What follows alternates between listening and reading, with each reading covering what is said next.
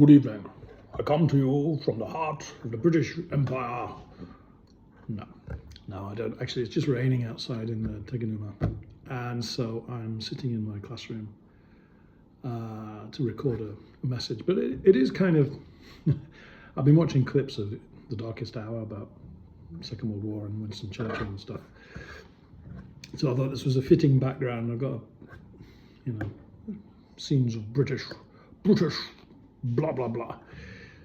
But get to the point, Sheriff. Yes, the point is, well, how politics is interfering in English teaching.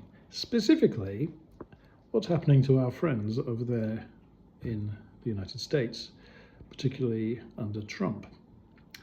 Normally, I would avoid politics, especially party politics. It's not my place to make judgments about that. I'm here to just teach English, and my students are free to use English however they wish, and it's not my business. However, it's become my business. One of my students is a very good speaker of English, and she was planning to go to America to study at a university for one semester. She's quite excited about doing that, and I'm helping her practice to get ready for taking classes in an American university. It's not a particularly famous American university, but that doesn't matter. You go to America and practice your English and enjoy everything that America has to offer, or I thought. However, Mr. Trump thought otherwise, and with his argument with Harvard University, decided to make it very difficult. In fact, he ceased all student visas for new applications for student visas. So my student, who's going to go to America in, I think it's August, had not applied for a student visa, and now there's an enormous backlog. They may have restarted it, I'm not sure, but she's kind of stuck. That's one point. The other point is she doesn't really want to go now, the way that Trump is acting and the anti-foreigner sentiment. And it's not, to be fair, it's not just in America, but certainly Trump is stoking that. And quite understandably, she's like, am I going to be okay to be in that country? And I said, yeah, probably. She's going to a southern state, so it's not completely sure. But I said, yeah, still, at least 50% of Americans are still decent, nice, good, liberal-ish people, and they won't be nasty to you just because you're Japanese. But anyway, the magic's kind of gone, and she's not feeling it, and she doesn't really want to go.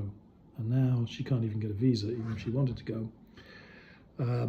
As I say, there's a backlog. She can't get an appointment at the American Embassy in Tokyo, so she'd have to go to Fukuoka or Sapporo, where there's less of a demand, and maybe get a visa that way. But like I say, her heart's not in it now. So this is where politics and the real world has interfered in teaching English, and it's got a wider implication.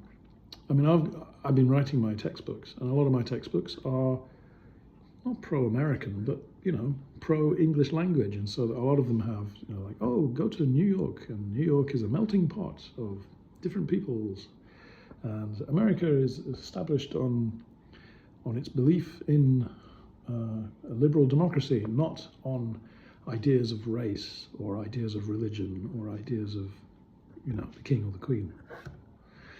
And that's all up in the air now. So some of my books are getting a bit out of date. Some of the elementary school stuff, like I still have, let's go to Buckingham Palace and see the Queen. She's dead. And there's lots of stuff about I want to go to America. I want to drive across America on the Route 66, and I can't really, completely in good conscience, suggest that everything's great if you go to America, and at the same time, I don't want to give Trump the power of defining what America is or isn't. However, this is my school and my textbooks, and I can't. It's not that I'm cancelling America, but I can't like get excited like my student. I can't get excited about like, oh yeah, you could study English in America. Nope.